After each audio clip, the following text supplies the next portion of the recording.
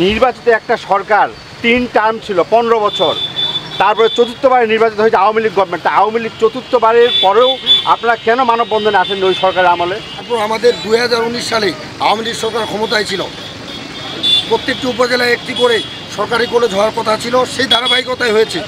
এটি হওয়ার পরে আমরা এখানের কিছু ষড়যন্ত্র এবং সচিবালয়ে আমলাদের কিছু ষড়যন্ত্র আমরা শিকার হয়েছি।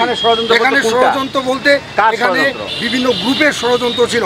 এখানে আপনারা জানেন যে দুটি গ্রুপ ছিল, দুটি গ্রুপ, একটি হচ্ছে আমাদের এমপি সাহেবের পরিবার গ্রুপ, আরেকটি হচ্ছে মোহাম্মদ আলী চেয়ারম্যান সাহেবের পরিবার গ্রুপ।